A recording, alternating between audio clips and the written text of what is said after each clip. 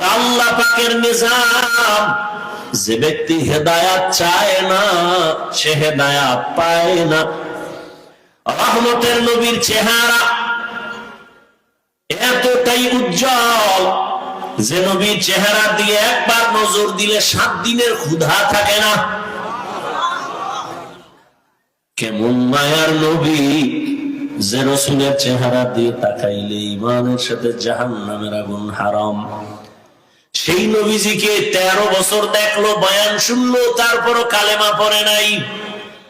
এত বড় নিকৃষ্ট বেঈমান, 13টা বছর দেখলো, বয়ান শুনলো, কালেমা পড়লো না, অথচ ভালোবাসতো অন্তর দিয়ে। নবী যখন রাতে বাসায় যাইতেন, এই বেঈমানে গোপনে গিয়া নবীর ঘরের পাশে দাঁড়ায় দাঁড়ায় নবীর তেলাওয়াত শুনতো। ওর কওমের লোকেরা বলে, আবু জাহিল্লা, মুহাম্মদের এত গালি দাও, আবার রাতের বেলা গোপনে কেন তেলাওয়াত শুনো? বলে, যত গালি দেই মুহাম্মদের মতো একজন আমানতদার, এমন কণ্ঠওয়ালা নাই যার তেলাওয়াতে কলিজা ঠান্ডা হয়ে যায়। কিন্তু কালেমা কি পড়ে নাই, হেদায়েত নবীরে দেখেও পায় নাই। কেন? হেদায়েত চায় নাই। অন্যদিকে 27 বছরের এক যুবক, কয় বছর? 27 বছরের যুবক তরবারি নিয়ে দৌড়ায় আমার নবীকে জবাই করবে। রহমতের নবীকে জবাই করার জন্য 27 বছরের যুবক দৌড়াচ্ছে। সামনে যাইয়া নবীর চেহারাটা দেখা তরবারি ফারায় বলে, ও রহমতের নবী, বেয়াদবি মাফ করেন, কালেমাওয়ালা মুসলমান বানায় দেন। নবীজির জবাই করনেওয়ালা হেদায়েত পাইছেনি? কেন পাইছে? ভাইরা আমার, এবার আসেন সেই প্রথম আয়াত, হুদাল লিল মুত্তাকিন। আল্লাহ কোরআন কেন অবতীর্ণ করেছেন? মুত্তাকিনদের হেদায়েতের জন্য। প্রশ্ন, হে মালিক, যারা মুত্তাকি তারা তো তাকওয়ার কারণে গুনাহ করে না, তারা তো হেদায়েতের উপরেই আছে, আবার কিসের হেদায়েত করবে? এর 2 জবাব। প্রথম জবাব হলো, আল্লাহর ভয় নিয়ে যারা গুনাহমুক্ত হইয়া চলবে, 1 নাম্বার জবাব হলো, আল্লাহ তাদের কোরআন দ্বারা হেদায়েত করার মানি তাদেরকে আল্লাহ ইস্তেকামতের মাকাম দান করবেন। ইস্তেকামতের উপরে থাকা বড় হেদায়েত, মানে লাগাতার একটা আমলে চালু থাকা, বড় দামি এক সম্পদ। আল ইস্তেকামাতু খায়রুম মিন আলফি কারামাহ। একজন আল্লাহর প্রিয় ওলি, যাতে কোনো সন্দেহ নাই, এমন ওলিদের 1000 কারামত থেকে ইস্তেকামতের মূল্য অনেক বেশি। ইন্নাল্লাযীনা ক্বালু রাব্বুনাল্লাহু সুম্মা ইসতাকামু, খালি আল্লাহকে রব বলে মানে এতটুকু জানে না, বরং রবের হুকুম মতো জীবনটাকেই পরিচালনা করেছে। আপনার কাছে কেমন যেন বিষের মতো লাগে, কেমনে কেমনে আল্লাহর হুকুম মতো চলা যায়। এটাই তো বুঝাইতে চাইলাম। আপনারাও মুসলমান, আমিও মুসলমান, আপনার আমার আল্লাহ এক, নবী এক, কোরআন এক, কাবা এক, ধর্ম এক, কালেমা এক। অথচ আমি টুপি না দিলে লজ্জা পাই, আপনি টুপি মাথায় দিতে লজ্জা পান। কত ভিআইপি মুসলমান আপনি। আমি দাড়ি কাটতে লজ্জা পাই, আপনি রাখতে লজ্জা পান। আমি মসজিদে না ঢুকলে লজ্জা লাগে, আপনি ঢুকতে লজ্জা লাগে। আমি পর্দা না করলে লজ্জা লাগে, আপনার পর্দা করতে গেলে লজ্জা লাগে। আলিফ লাম মিম, ওয়াল্লাহু আ'লামু বিমুরাদিহি বিযালিক, যালিকাল কিতাবু লা রাইবা ফীহি। কোরআন এমন একটি কিতাব যার মধ্যে কোনো ভুল নাই, ভুলের অবকাশ নাই। হুদাল লিল মুত্তাকিন, কোরআন মুত্তাকি যারা, আল্লাহ ভীরু যারা, তাদের জন্য হেদায়েত। রহমতের নবী বলেন, মাইয়ুরিদিল্লাহু বিহি খায়রান ইউফাক্কিহু ফিদ্দীন। আল্লাহ যাকে বেশি মোহাব্বত করবেন, আল্লাহ যাকে বেশি ভালোবাসবেন, আল্লাহ তাকে তাফাক্কুহ ফিদ্দীনের মাকাম দান করবেন।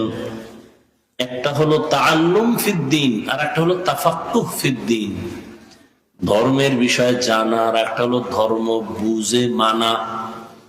ধর্মের বিষয়ে জানাটা আম, এটা সবাই পারে, হিন্দুও ধর্মের বিষয়ে জানে, কিন্তু ধর্মের বিষয় বুঝিয়া মানিয়া চলা এটা বড় কঠিন। আল্লাহ যাকে ভালোবাসবেন, আল্লাহ তাকে তাফাক্কুহ ফিদ্দীনের মাকাম দান করবেন, অর্থাৎ সে দিন বুঝবে, জানবে এবং জীবন দিয়ে হলো দিন রক্ষা করার জন্য চেষ্টা করবে। তরজমা শেষ। আল্লাহ কোরআন শরীফ কেন নাজিল করলেন, এর কারণ এখানে উল্লেখযোগ্য। বিষয়টা অনেক কথা, এখানে আমি শুধু একটা কথার জবাব দিয়ে মোনাজাত দিব, সেটা হলো আল্লাহ কোরআন নাজিল করলেন কেন। এই কেনর জবাবটা দিব, আর কোনো বয়ান হবে না। শুধু এতটুকু বিস্তারিত বয়ান আমি অনেক জায়গায় করেছি, অনেক টাইম নিয়ে। শুধু এতটুকুই বলবো, হুদাল্লিল মুত্তাকিন শব্দটার ব্যাখ্যা করব, আর কোনো এখানে আলোচনা নেই। অর্থাৎ আল্লাহ কোরআন কেন নাজিল করলেন, এটা প্রশ্ন। প্রশ্নের জবাব এখানে আল্লাহ দিছেন, যারা আল্লাহকে ভয় করে তাদের হেদায়াতের জন্য আমি কোরআন দিলাম। এখানে প্রশ্ন, যারা আল্লাহকে ভয় করে তার প্রমাণ কি? আমি যদি আপনাকে জিজ্ঞাসা করি, এখানে সবাইকে, আপনারা আল্লাহকে ভয় করেন কারা কারা, যদি জিজ্ঞাসা করি সবাই হাত উঠাবেন।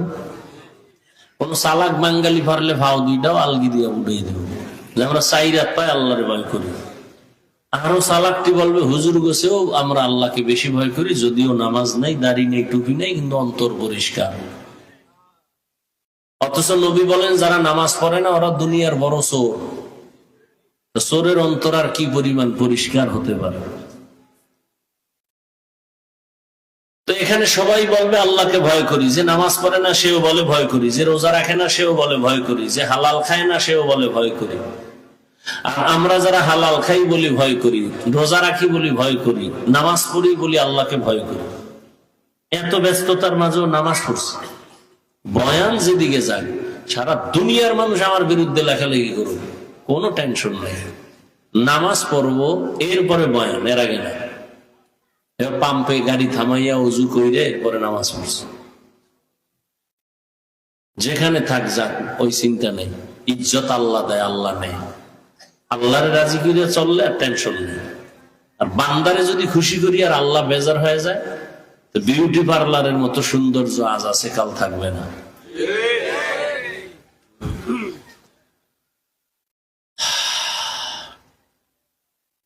সবাই বলে আল্লাহকে ভয় করি, আসলে ভয়টা কি? আমি নামাজ ছাড়ি না কেন? আল্লাহকে ভয় করি। আর আপনি নামাজ ছাইড়া দিয়ে বলেন ভয় করি। মূলত আপনি আসলে আল্লাহকে ভয়ই করেন না। ভয় কি এটা বুঝেনও না। উদাহরণত এক ব্যক্তি সাপকে বড় ভয় করে, প্রমাণ সে সাপ ধরে না, সাপ যেখানে থাকে সেখানেও যায় না, বরং এত ভয় যে ঘুমের মধ্যেও মাঝে মাঝে সাপ সাপ করে চিল্লায়। একটা সন্তান মা বাবাকে ভয় করে, প্রমাণ সে অন্যায় করে না, মা বাবা মারবে এই ভয়। একটা ছাত্র শিক্ষকরে ভয় করে, কেন? মারবে এই ভয়, অন্যায় করে না। ঠিক যে মানুষ আমার আল্লাহকে ভয় করবে, ওই মানুষটার প্রমাণ কি? যে গলায় ছুরি লাগাবে, দাড়ির মধ্যে অস্ত্র লাগাবে না, কেন? আল্লাহর আযাবের ভয়। নামাজ ছাড়বে না, কেন? আল্লাহর আযাবের ভয়। বেপরদায় চলবে না, কেন? আল্লাহর আযাবের ভয়। এই ভয় যাদের অন্তরে আছে, এক কথায় সোজা, যে আল্লাহকে ভয় করে সে গুনাহ করবে না ইচ্ছা করে। যদি অনিচ্ছায় হয়ে যায়, তওবা করতেও দেরি করবে না। এটা হলো মূল আল্লাহকে ভয় করার পরিচয়। নিজে ইচ্ছা করে গুনাহ, কথা বন্ধ কেন? আমি বলছি আসতে বলেন, ইচ্ছা করে কোনো গুনাহ করবে না। যদি গুনাহ হয়ে যায় তওবা করতেও। এবার আমাকে বলেন, যে আল্লাহকে ভয় করে আরবিতে তার নাম, ভয়ের নাম তাকওয়া। যিনি ভয় করেন তার নাম মুত্তাকি। তাহলে বুঝেন যে তাকওয়া যার অন্তরে আছে সে কি মুত্তাকি। মুত্তাকি কে? যে গুনাহ করে না গুনাহ করে না? আচ্ছা, যে গুনাহ করে না সে কি মুত্তাকি। তাহলে মুত্তাকি যে গুনাহ করে না সে কি হেদায়েতের উপর আছে? আছে না?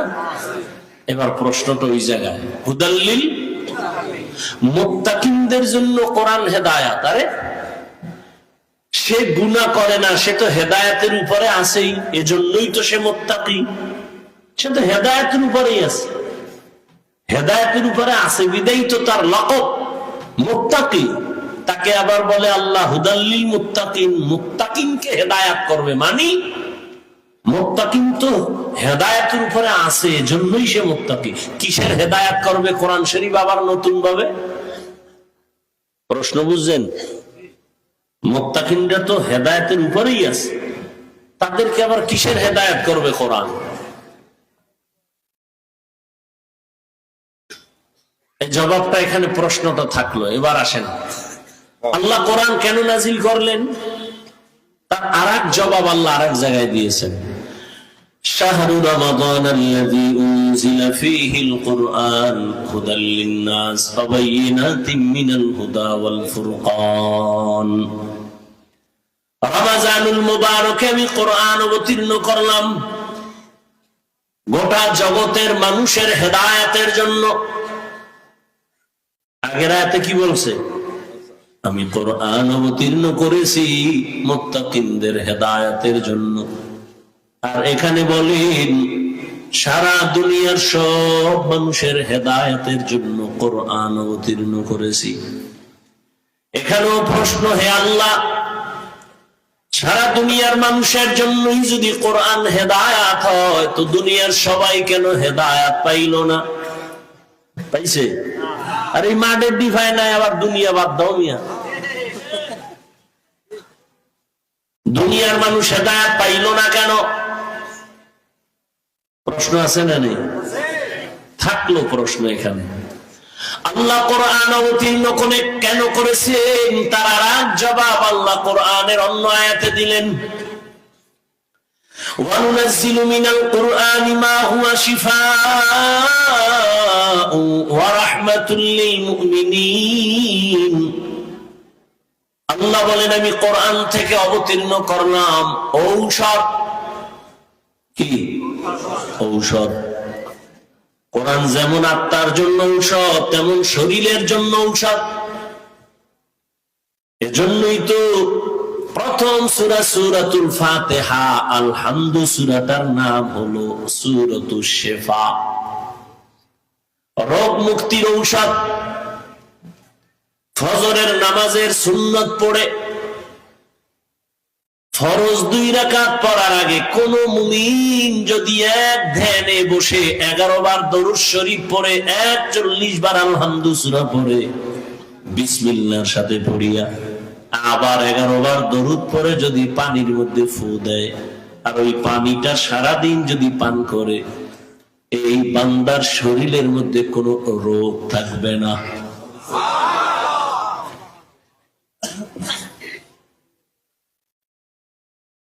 তাহলে আল্লাহ বলেন আমি কোরআন অবতীর্ণ করলাম ঔষধ।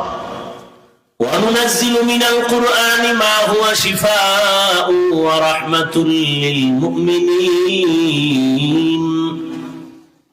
তাহলে বোঝা গেল কোরআন যদি ঔষধ হয়, দুনিয়ার সব মানুষ হলো রোগী। ঔষধ কি ভালো মানুষে খায়? যারা অসুস্থ তাদের জন্য ঔষধ। কোরআন যদি ঔষধ হয়, সারা দুনিয়ার মানুষ রোগী। বলে কেন সারা দুনিয়ার মানুষ কেন রোগী? বলে একমাত্র কারণ এদের ঈমান নাই। কি নাই? ঈমান না থাকার কারণে রোগী। ঔষধ হলো কোরআন। যাদের ঈমান আছে তারাও কি রোগী? বলে হ্যাঁ, তারাও রোগী। কেন? কয় তাদের ঈমান আছে, আমল নাই। এরকম ঈমানদার নাই? আল্লাহ মানে, নবী মানে, কোরআন মানে, হাদিস মানে, কিয়ামত মানে, জান্নাত মানে, জাহান্নাম মানে, নামাজ পড়ে না। আবার একদল নামাজ পড়ে, নামাজের মধ্যে ভেজাল। তাহলে ঈমানওয়ালারা রোগী কেন? তাদের আমল নাই। প্রশ্ন, যাদের আমল আছে তারাও কি রোগী? বলি হ্যাঁ, তারাও রোগী। কেন? বলে আমলের মধ্যে ইখলাস নাই, তাকওয়া নাই। আমল করে মানুষকে দেখাবার জন্য। এই আমলের নাম রিয়া। রিয়া কবিরা গুনাহ। তাহলে আপনার নামাজ যদি মানুষকে দেখানোর জন্য হয় তো কবিরা গুনাহ হলো। এই নামাজ দিয়ে জান্নাত পাওয়া যাবে না, গুনাহমুক্ত হওয়া যাবে না। কোরআন আল্লাহ কেন দিলেন? দুনিয়ার মানুষের ঔষধ। তোমার শরীরের যত রোগ আছে কোরআনের ঔষধ ব্যবহার করো। পৃথিবীর একজন চিকিৎসা বিজ্ঞানীর নাম শিক্ষিত যারা আপনারা সবাই জেনে থাকবেন। পৃথিবীর একজন বিখ্যাত চিকিৎসা বিজ্ঞানী আবু আলী সিনা তার নাম। তিনি একদিন কোথাও যাচ্ছেন, হঠাৎ যাত্রা বিরতি করলেন। কোন এক বাড়ির মধ্যে প্রবেশ করে দেখলেন একজন পাগড়িওয়ালা হুজুর ওখানে বসে আছেন, আর সামনে একজন মানুষ নিচে বিছানায় শুয়ে আছে। হুজুর তেল পানি পড়া দিয়া ওই লোকটাকে ঝাড়ফুঁক দেয়। কে দেখতেছেন? পৃথিবীর চিকিৎসা বিজ্ঞানী যে হাজারো ডাক্তার জন্ম দেয়, এই দেখে পাগড়িওয়ালা হুজুর তেল ভরা পানি ভরা মেসেজ করে আর হু দেয়। এ দেখে মাথা ঠিক নেই। এত বড় চিকিৎসা বিজ্ঞানী, এই হুজুর আপনি এগুলি কি করেন?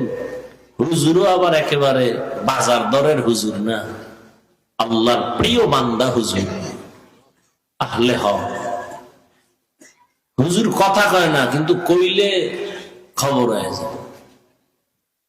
পৃথিবীর চিকিৎসা বিজ্ঞানী আবু আলী সিনা বলে, আপনি কি করেন? হুজুর শুনিয়াও শুনে না, কিছুক্ষণ পর বলে, আপনি এমন করেন কেন? কি প্রশ্ন? আপনি এগুলো কি করেন? ঝাড়ফুঁক দেন, এতে কি হবে? হুজুর এমন একটা জবাব দিছেন, ওই চিকিৎসা বিজ্ঞানীর মাথা গরম হয়ে গেছে। হুজুর বলে, তুমি গাধা, বুঝবা না।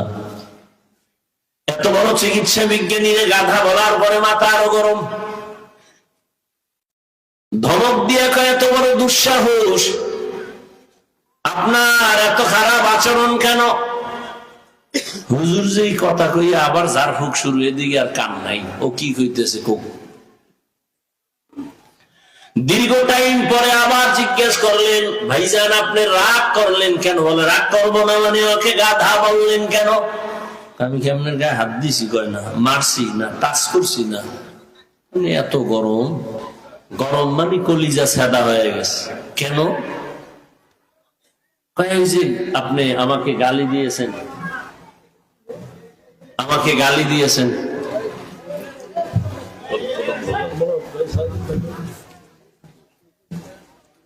আল্লাহর বান্দা ওলিয়ে কামেল বলেন,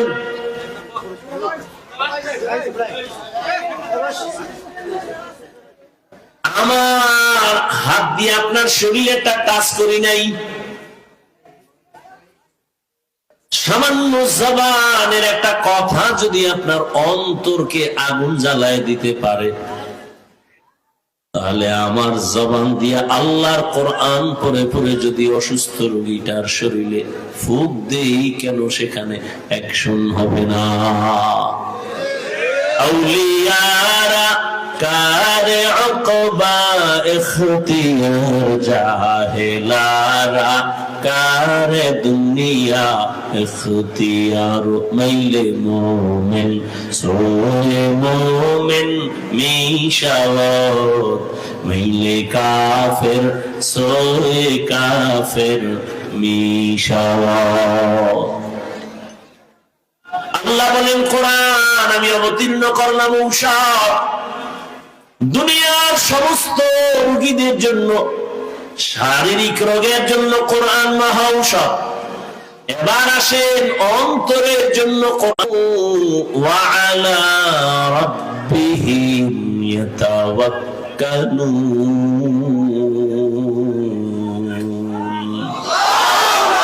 ই কালামে জিন্দা কোরআনে হাকিম, হিকমতে ও লা ইয়াজালাসতু কাদিম জামিউল ইলম। সবাই হেদায়েত চায় না, দুনিয়ার সবাই হেদায়েত চায় না। যেমন নহর বুঝাই দেয় রে বাবা, বেয়াদবি মাফ করবেন, রাগ করবেন না। এখানে আপনারা যারা বসে আছেন সবাই মুসলমান, আমিও মুসলমান। আপনার আল্লাহ আমার আল্লাহ দুই, সবার কালার হবে কালো, কি সাদা হবে সবার কালার। কাফনের উপরে লেখা থাকবে কে বড় হুজুর, কে টাকাওয়ালা, কিছুই লেখা থাকবে না। তাহলে তো বাহাদুরি কেন? আজ আমি বক্তার বাপ, আপনি টাকা। বড়র বাড়াই থাকলে দিলে রহমত আসবে না, নিজেকে নিজে ছোট মনে করিও সাদা।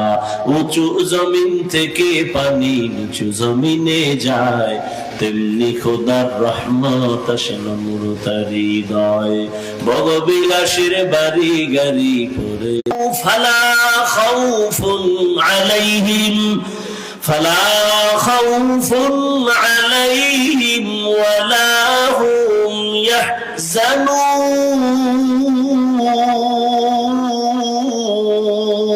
কবর একাত বড়, কবরের মধ্যে রাখার পরে প্রশ্ন হবে তিনটা, তাও রবের পরিচয় দাও, ধর্মের পরিচয় দাও, রাহমাতুল লিল আলামিনের পরিচয় দাও। কোরআন বুঝেন, হাদিস বুঝেন, কিয়ামত মানেন, জান্নাত মানেন, জাহান্নাম মানেন, আপনাকে বয়ান করব কেন? মিথ্যা কথা বলা হারাম, গালি দেওয়া হারাম, গীবত করা হারাম, মা বাবার সাথে বেয়াদবি করা হারাম, চুরি করা হারাম, ডাকাতি হারাম, জুলুম করা হারাম, জিনা হারাম। এগুলো জানেন না? কথা বলেন না কেন? সবই তো আপনারা জানেন, এরপরে আপনাকে বয়ান করা লাগবে কেন? বয়ান তো হিন্দুদেরকে করবো, কারণ ওরা আল্লাহ চিনে না, নবী চিনে না, কোরআন বুঝে না, হাদিস বুঝে না, পরকাল বুঝে না। খ্রিস্টানদের বয়ান করা প্রয়োজন, কিন্তু কই ওদেরকে বয়ান করবো কখন? আপনাদের পেছনে ঘুরতে ঘুরতে ঘুরতে ঘুরতে 12 মাস শেষ। ফজরের পর বয়ান, জোহরের পরে বয়ান, সারা রাত বয়ান। শুধু কি আমি, হাজার হাজার উলামায়ে কেরাম আপনাদের পেছনে সময় ব্যয় করে। দাওয়াত ও তাবলীগওয়ালাদের মেহনত, পীর মাশায়েখের মেহনত, জুমার খতিবের বয়ানের মেহনত, আমাদের বক্তাদের মেহনত চলতেছে। এরপরেও আপনাদের আমল নামা শূন্য। কারণ কি? ওই যে জবাব মনে আসেনি, দুনিয়ার মানুষের জন্য কোরআন হেদায়াত, দুনিয়ার মানুষ কেন পায় না? জবাব হলো দুনিয়ার মানুষ হেদায়াত চায় না। আপনি জানেন মিথ্যা কথা বলা হারামের পর বলতেছেন কেন? আপনি হেদায়াত চান না। আপনি জানেন বেপরদায় চলা হারাম, তারপরও বেপরদায় চলতেছেন কেন? আপনি হেদায়াত চান না। আপনি মুসলমান, আল্লাহ মানেন, নবী মানেন, তারপর আপনি হালাল উপার্জন করেন না, জানিয়া শুনিয়া কেন এই পথে? আপনি তো হেদায়াত চান না। আর আল্লাহ পাকের নিজাম, যে ব্যক্তি হেদায়াত চায় না সে হেদায়াত পায় না। রহমতের নবীর চেহারা এতটাই উজ্জ্বল যে নবীর চেহারা দিয়ে একবার নজর দিলে 7 দিনের ক্ষুধা থাকে না। কেমন মায়ার নবী যে রাসূলের চেহারা দিয়ে তাকাইলে ঈমানের সাথে জাহান্নামের আগুন হারাম। সেই নবীজিকে 13 বছর দেখলো, বয়ান শুনলো, তারপরও কালেমা পড়ে নাই।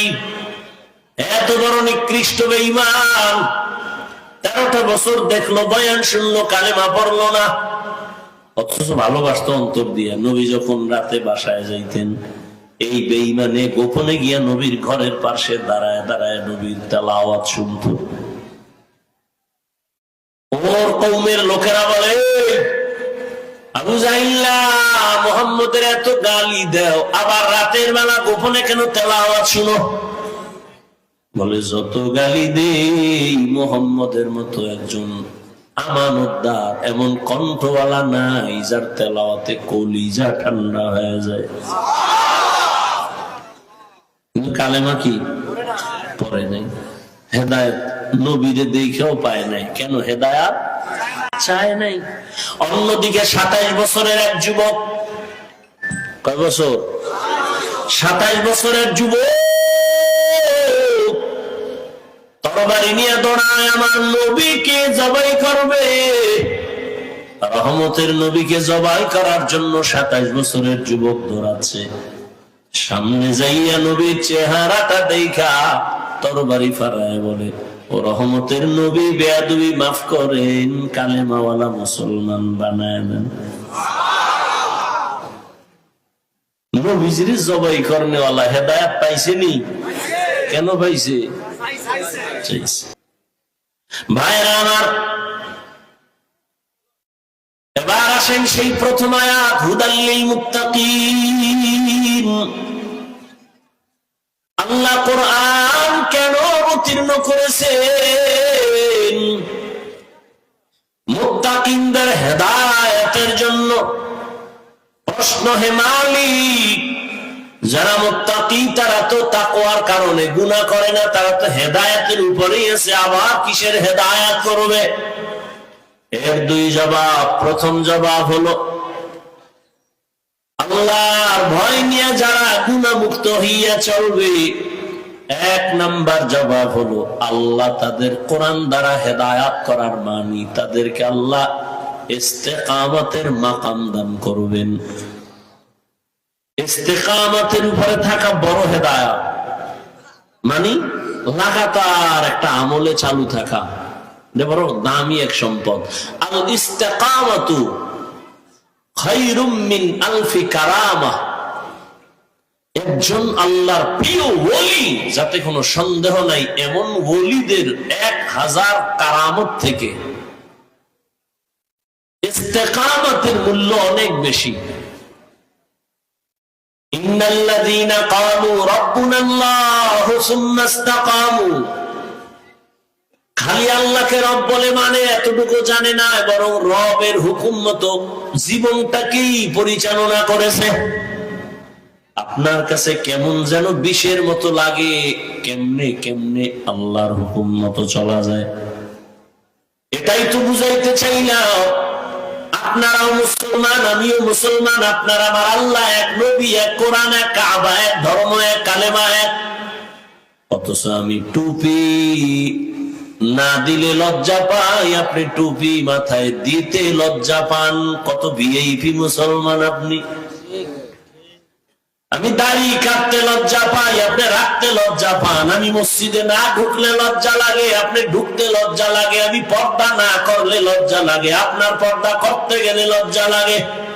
আমি হালাল না খাইলে লজ্জা পাই, আপনি আর হালাল খাইতে গেলে লজ্জা পান। বিষয়টা কি? এর একমাত্র কারণ আপনার হেদায়েতের আলো এখন অন্তরে আসে নাই। যারা মুত্তাকিন, এদের জন্যই তো কোরআন হেদায়েত, তার মানে হলো ইস্তেকামতের মাকাম দান করবেন। অনেক ভালো ভালো মানুষ দিনের পথে আসে, আবার লাইন আউলায়। কিছু কিছু মুসলমান আছে মাদ্রাসায় পড়ছে, হাফেজ হইছে, এখন লাইন আউলাইয়া দুনিয়াদার হয়ে গেছে। তো চালাকিটা কি করে? সারা বছর দাড়ি রাখে না, হাফেজ তো তারাবি পড়াবার আগে আগে 2-1 মাস আগে দাড়ি রেখে দেয় তারাবি পড়াবার জন্য। তো আল্লাহর ভয় অন্তরে নাই, ইস্তেকামত নাই। একজনে নামাজ পড়ে খুব লাগাতার নামাজ, ফট করে নাই, মসজিদে নাই। এটা ইস্তেকামতের মাকাম থাকলে বান্দা জীবন যাবে, লাগাতার কোন আমল চালু করলে আর ছাড়বে না। قال رسول الله صلى الله عليه وآله وسلم أحب الأعمال إلى الله أدومها وإن قل। রহমতের নবী বলেন, আল্লাহর কাছে আমলটা বেশি প্রিয় যেটা সব সময় করে, যদিও আমলটা ছোট। মুত্তাকিনদের জন্য কোরআন হেদায়েতের দ্বিতীয় অর্থ হলো, মুত্তাকিনরা তো হেদায়েতের উপরে আছে, ওইরা যেন না যায় আমি ইস্তেকামতের মাকাম দিব, আর পরকাল জীবনে আমি আল্লাহ নিরাপদে তাকে বিনা হিসাবে জান্নাতে নিয়ে দিব। আতিনা ফি দারে দুনিয়া না হাসান আতিনা ফি দারে উকবা না হাসান ইয়া গিয়াসাল মুস্তাগীসিন ইহদিনা লিফতিখারা বিল উলুমি ওয়াল গিনা হর গরিদে নেকো তু তৈয়ার है जो न मांगे उससे तू बेजारो है। ও আমার কলিজার যুবক বাবারা, ও বৃদ্ধ বাবাজি, পর্দার আড়ালের মা বোনেরা, সারা রাত বয়ান শুনলে কি লাভ হবে যদি কালেমার হেদায়েত কপালে না আসে, নামাজের মায়া যদি অন্তরে না আসে, নেক আমলের মহাব্বত যদি অন্তরে না আসে। এখনো আছে তওবা করো। ও আমার যুবক বাবারা, আমি এতক্ষণ আপনাদেরকে যত কথাই বুঝাইলাম কিন্তু একবারও বলি নাই আমার মতো সবাই হুজুর হইয়া যাও। বলছি? একবারও বলি নাই রে যুবক। আমি 5 কল্লি লাগাইছি, তুমিও লাগাও। একবারও বলি নাই মোনাজাত পর্যন্ত থাকো, ভয় নাই। একবারও বলবো না যে তুই টুপি দে। আমি কওমি মাদ্রাসার সন্তান, আমি একবারও বলি নাই তুমি কওমিতে যাও, বলবো না, ভয় নাই। আমি দাওয়াত ও তাবলীগের লাইনের পাক্কা একজন বান্দা, একবারও বলবো না, বলি নাই তুমি তাবলীগে যাও। আমি তাজা পীরের মুরিদ, শুধু মুরিদ না, যারা পীর মুরিদি মানে না, আমি সারা বাংলাদেশে কসম খাইয়া তাদেরকে এতটা ভণ্ড বলি, কঠিন ভাবে বলি, এরা এতটাই ভণ্ড। যারা ওলি আউলিয়া মানে না, পীর মুরিদি মানে না, আমি বলি এরা কোরআন মানে না, বুখারী শরীফ মানে না, এরা ভণ্ড। শুধু ভণ্ড না, এদের যারা ভণ্ড বলে না তারাও ভণ্ড, খোদার কসম তারাও ভণ্ড।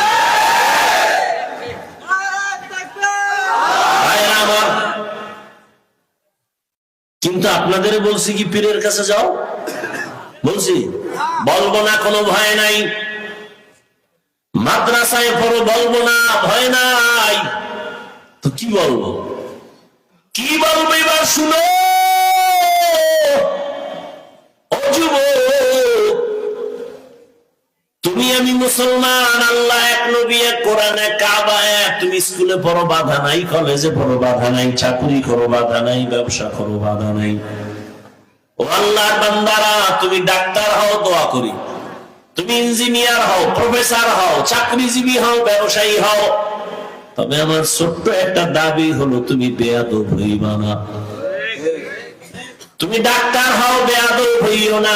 ইঞ্জিনিয়ার হও, বেয়াদব হইও না। প্রফেসর হও, বেয়াদব হইও না। বেয়াদব মানে কি? হুজুরের সামনে নামাজের সূরাতে বসার নাম আদব না। আল্লাহর সাথে বেয়াদবি মারাত্মক, রসুলের সাথে বেয়াদবি, মা বাবার সাথে বেয়াদবি, শিক্ষকের সাথে বেয়াদবি, ওলামায়ে কেরামের সাথে বেয়াদবি। আল্লাহ না করুন যদি মা বাবার অন্তরে কষ্ট যায় আর বেয়াদবির কারণে বদদোয়া এসে যায়, আল্লাহর কসম তুই তওবা না করলে মরার আগে তুই পঙ্গু হয়ে বিছানায় পড়ে থাকবি।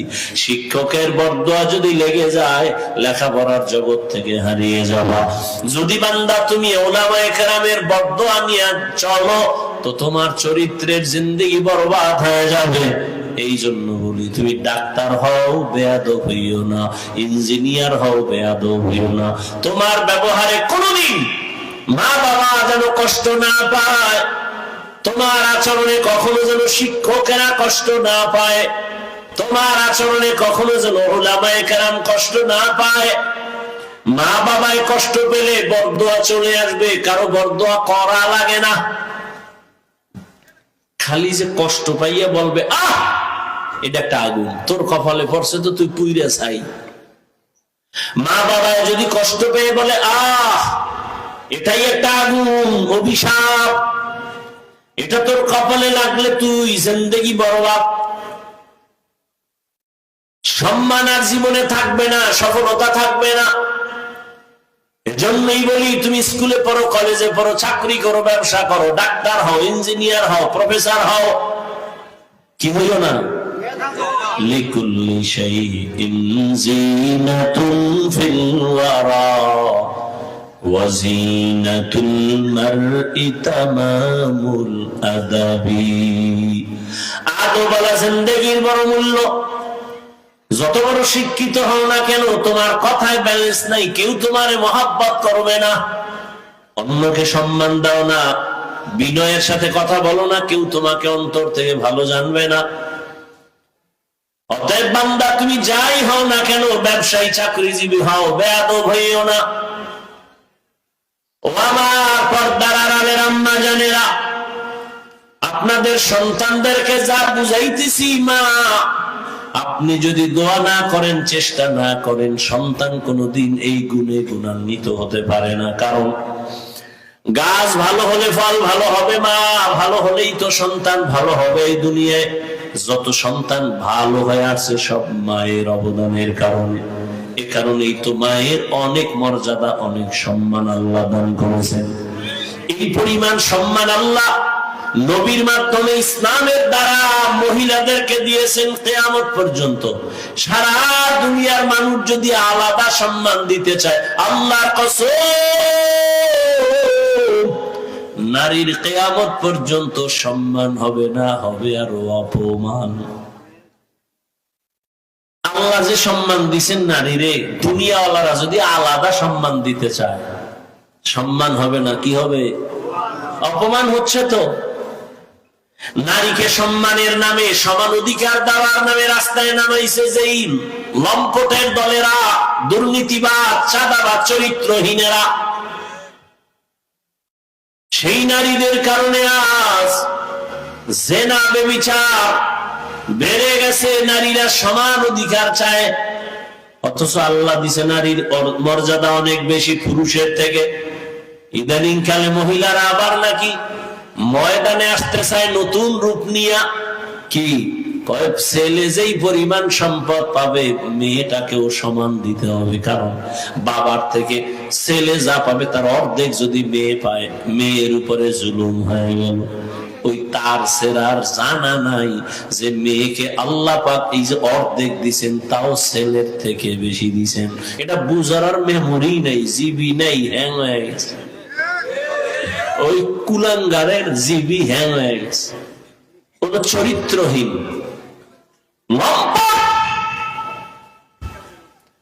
দুনিয়ার কোন ধর্মে নারীর মর্যাদা পুরুষের থেকে বেশি দেয় নাই। সব ধর্মে নারীর উপরে জুলুম। হিন্দুদের ধর্ম, খ্রিস্ট ধর্ম, ইহুদি ধর্ম, বৌদ্ধ ধর্ম, প্রত্যেকটা ধর্ম নারীর উপরে বেইনসাফি করেছে, ইনসাফ করে নাই। আর ইসলাম ইনসাফ করে নাই, এহসান করেছে। ইনসাফ মানি সমান সমান, এহসান মানি বেশি। আপনি পাবেন 5 টাকা, দিলাম আরো বেশি এহসান। বেতন 50, আমি বাড়ায় দিলাম 1 মাসে, নে তোরে দিলাম, এটা এহসান। সমান সমান দিছি, পাওনা ইনসাফ। তাহলে নারীর উপরে শুধু ইনসাফ না এহসান? এটা বুঝার মেমোরি আছে ওই ছাগল ফাগলের, যে ছেলেরে যেই সম্পদ দিবে ইসলাম, বাবার সম্পদ, এর অর্ধেক পাবে একটা মেয়ে। আল্লাহর আদালতে এই মেয়ের অর্ধেক সম্পদ ছেলের ফুল সম্পদের থেকেও বেশি। এইদিকে আমি এখন আর যাব না। হেদায়াত কপালে না থাকলে আমি কে? রসুলের বয়ানে কালেমা ভরে না আবু জাহিল্লা, আমি কে? বয়ান হেদায়াতের চাবি না, কোন বক্তা হেদায়াতের মালিক না। টোটাল হেদায়াতের মালিক কে? নবীজিও না। নবী হেদায়াতের মালিক হইলে আবু জাহিল্লা কালেমা পড়লো না কেন? শুধু কি তাই, নবীর কলিজার টুকরা চাচা আবু তালিব, যেই আবু তালিবের ইন্তেকালে রাসূল এই পরিমাণ কান্না করেছেন, তাকেও কালেমা পড়াইতে পারলেন না। তো হেদায়েতের মালিক কে? নবী অনেক চেষ্টা করছে, তখনই আয়াত আসছে, ইন্নাকা লা তাহদি মান আহবাবতা ওয়ালাকিন্নাল্লাহা ইয়াহদি মান ইয়াশা। হে রাসূল, আপনি যাকে মহব্বত করবেন তাকে হেদায়েতের মালা পরাতে পারবেন না। আপনি চাইলে হবে না, আমি আল্লাহ চাইলে হবে।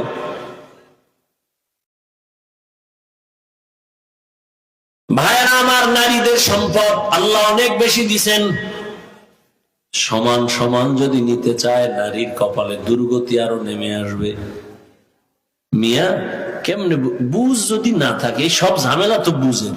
দেখেন আপনিও মুসলমান আমিও মুসলমান, আপনি আল্লাহ মানেন নবী মানেন আমিও তাই মানি, অথচ আমি বুঝছি টুপি না দিলে সম্মান থাকে না, আর আপনি কি বুঝছেন উল্টা দিলে মাথা গরম হবে।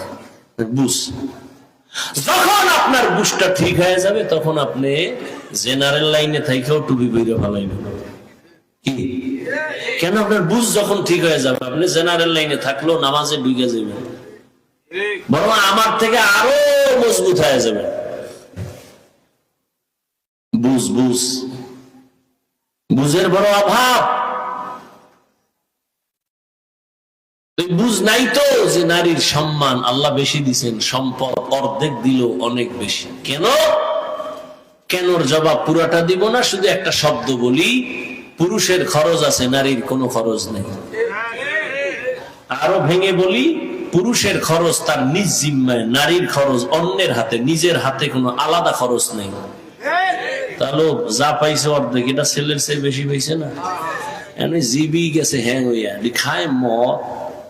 আর কেমনে হইতাম এত বেহায়া, জেনা, বেবিচার, এটি চরিত্র নাই, কিচ্ছু নেই, খায় না পা। এটি দিমাগ ভালো হবে কেমনে? মোবাইল ওয়ালা মোবাইল বানাইছে, এটার চালাবা কেমনে? এটা ক্যাটালগ দিছে না তো। মানুষ আল্লাহ বানাইয়া মানুষ কেমনে শান্তিতে চলবে সে ক্যাটালগ তো আল্লাহ দিছেন। তুমি এটা বাদ দিয়ে যদি মন গড়া চলো তত গজব আসবে। আল্লাহ দুনিয়ার সব সমাধান কোরআনে দিলেন না? কি দেন নাই? রাষ্ট্রের সমাধানটা আল্লাহ দিলেন না, এরকম একটা ভুল করে লাইলেন আল্লাহ। হ্যাঁ, তাহলে যে চোরারা কয় যে হুজুর ওয়াজ করেন রাজনীতি করবেন না, ওলামায়ে কেরাম কি ওদের চান্দাবাজি আর ধান্দাবাজি রাজনীতি করে? ওলামায়ে কেরাম রাজনীতির ওয়াজ করলে তো ওই ওয়াজ করে যেটা সুলাইমান নবীর রাষ্ট্র চালানো রাজনীতি কোরআনে আছে, ইউসুফ নবীর মিশর চালানো রাজনীতি কোরআনে আছে। এদিকে রসুল রাজনীতি করেছেন, মদিনা চালাইছেন, আবু বকর চালাইছেন, ওমর চালাইছেন, এগুলি বলে। তোমার মতো পচা চান্দাবাজি ধান্দাবাজি রাজনীতি তো হুজুরেরা এমনি বয়ানে বলে না। এরপরে যদি মেনে নেই আধা মিনিট ঠিক আছে করুন না, কিন্তু সেই স্টেজে রাজনীতির বক্তব্য হয় কেন? কি ওয়াজ হবে আল্লাহর জন্য, সেই পোস্টারে কেন রাজনীতির নেতার নাম? সেই স্টেজে রাজনীতির ওয়াজ হবে না, সেই স্টেজে রাজনীতির বক্তব্য কেন? মসজিদে রাজনীতি হবে না, মসজিদে আবার সেই ধান্দাবাজি চান্দাবাজিরা ভোট চায় কেন? কেনর জবাব হলো শিয়ালের হাতে মুরগি। কার হাতে মুরগি? শিয়ালের মুরগি দিছে 3 দিনের আমানত। শিয়াল বলে ফ্যাটের ভিতরে আমানত, কিমা হয়ে আছে, কিমা। শিয়ালের হাতে মুরগি দিলে যা হবে, ধর্মের চাবি হারামখোর সুদখোরের হাতে দিলে তাই হবে। হারামখোর সুদখোরের হাতে ধর্মের চাবি দিছে জিবরাইল। সব সুফি সাহ কে দিছে? কারা দিছে? ইবলিস। তুমি ইবলিস। ভোটের আগের রাত্রে পচা পায়খানার নামে টাকা খাইছো, লজ্জা লাগে নাই? হারামখোর। বাথরুমে গিয়া 10 গ্রাম পায়খানা খাইও। কয় গ্রাম? বাজারে যে হালাল সাবান দিয়ে কুলি কইর, গন্ধ শেষ। আর ভোটের আগে যারা টাকা খায় এদের গন্ধ জাহান্নামের আগুনেও যাবে না। এই দরবেশ সাহেবেরা সারা বাংলাদেশ ঘুরে কথা কই, খুব হুশ। যৌতুক খাইয়া আজি, হ্যাঁ, মাইয়া পোলার বিয়ায় গায়ে হলো, আর যৌতুক আজি সাহ পিসাবের মুড়ি চিল্লা লাগান না, যৌতুক খায়, পায়খানা খা। দরবেশ সব সুফিগো খবর জানি, কথা বলি না, বেয়াদবি শিখি নেই তো, খুব হিসাব করে কথা বলি। সাইজ কেমনে কারে করা লাগে এই ঔষধ আছে, খোসা দিও না কিন্তু, আমি কিন্তু মাঠের মধ্যে নজর দিতেছি, কার ঠোঁট নাড়ে কারে কি কানে কানে কাও সব আইতেছে, কিন্তু খোসা দিলেই কিন্তু ধরে এলাম, খোসা দিও না। সব সুফিও চিনি, নিজে হাজি সাহেব মাইয়া কলেজে পড়ে বেপরদায়, ছেলে বেপরদায় টিকটক করে, হাজি সাহেব ছেলে চাকরি করে সুদের টাকায়, ওই টাকা খাইয়া তসবি 1000 দানা।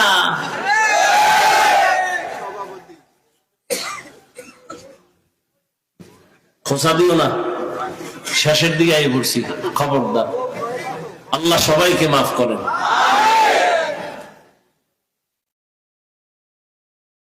হায় হায় হায় হায় হায় হায়, আল্লাহ সবাইকে মাফ করেন। হুদাল লিল মুত্তাকিন, ও আমার যুবক বাবারা, ও পর্দার আড়ালের আম্মা জান, আপনাদের সন্তানদের জন্য অনেক কথা বলেছি, এগুলো জীবনেও বাস্তবায়ন হবে না যদি আপনি দোয়া না করেন। কারণ এই দুনিয়ায় যত ভালো সন্তান আছে মায়ের কারণে, মায়ের অবদানে সন্তান ভালো হয়েছে। আম্মা জান, এসপি সাহেব ভালো, মায়ের অবদান। ওসি সাহেব ভালো, মায়ের অবদান।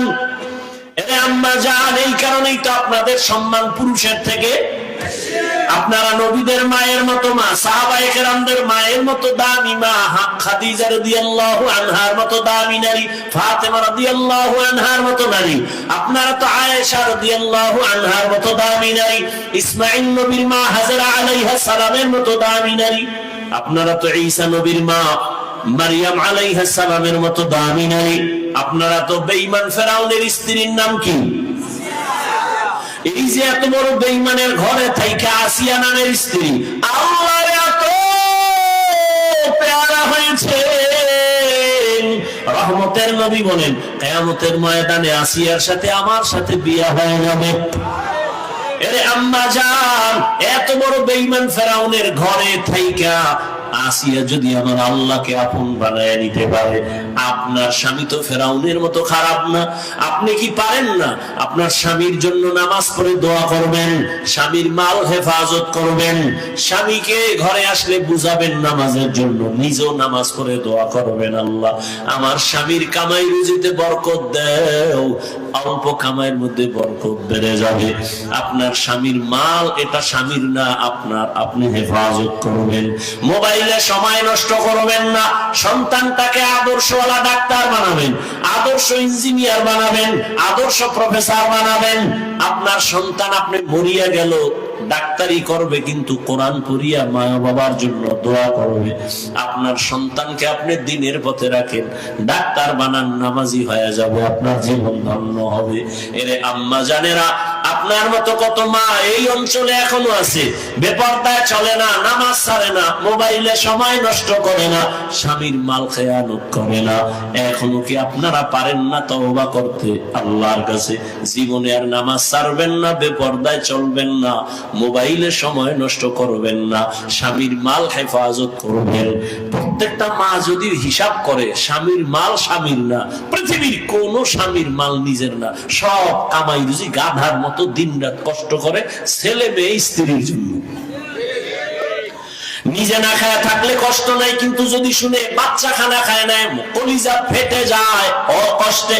ঈদের জামা নিজে কিনতে পারে না, দুঃখ নাই। সন্তান আর স্ত্রীকে যদি দিতে না পারে, মনের মধ্যে দুঃখ।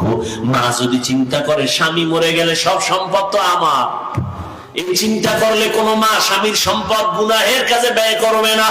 প্রত্যেকটা সন্তান যদি চিন্তা করে বাবার টাকা পয়সা তো আমার, বাবায় মরে গেলে তো আমার হাতেই চলে আসবে, এই চিন্তা যদি করতো কোন সন্তান, বাবার সম্পদ বেলাইনে খেয়ানত করতে পারতো না।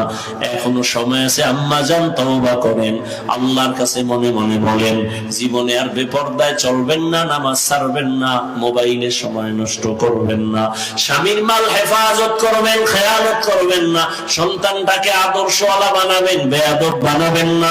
ও আমার বৃদ্ধ বাবাজিরা, আপনার মতো কত বুড়ারা মসজিদ গিয়া নামাজ আদায় করে, বলেন আপনি কেন পারবেন না? এখন থেকে তওবা করেন। যুবক পারো না? তোমার মতো যুবক ডাক্তার, প্রফেসর, ইঞ্জিনিয়ার, নামাজি তুমি কেন পারো না? তোমার মতো যুবক সন্তান রাস্তায় গাড়ি চালায়, নামাজ পড়ে, বলো তুমি কেন পারো না? নদীর মধ্যে মাছ ধরে নামাজ পড়ে, কৃষি কাজ করে নামাজ পড়ে, তুমি কেন পারো না রে বাবা? তোমার মতো সন্তান অভাব নাই, স্কুল কলেজে পড়িয়াও নামাজ পড়ে, মা বাবার দোয়া নিয়ে চলে। এখনো সময় আছে, তওবা করো, মনে রে বুঝাও, আর নামাজ ছাড়বা না, দাড়ি কাটবা না, বেপরদায় চলবা না, মা বাবার সাথে বেয়াদবি করবা না। মা বাবার দোয়া নিয়া, সন্তান শিক্ষকের দোয়া নিয়া, উলামায়ে কেরামের দোয়া পরামর্শ নিয়া, নবীজির তরিকা মেনে চলবা। অন্তর থেকে যদি খাঁটি তওবা করতে পারো, আল্লাহ পাক তোমার তওবা কবুল করে জীবনের গুনাহ মাফ করে দিবেন। আল্লাহর কাছে খাঁটি অন্তরে তওবা করো, মনে মনে আল্লাহকে বলো, হে আল্লাহ, হায়াতের মালিক আমার আল্লাহ, ইজ্জতের মালিক আল্লাহ, জীবনে আর নামাজ ছাড়বো না, বেপরদায় চলবো না। ও আল্লাহ, এই ময়দানের সবাইকে তওবাওয়ালা জিন্দেগি দান করেন, তাকওয়াওয়ালা জিন্দেগি দান করেন। আয় আল্লাহ, মেহেরবানি করে আমাদের সবাইকে গুনাহমুক্ত হইয়া আদর্শ মানুষ হওয়ার তৌফিক দান করেন।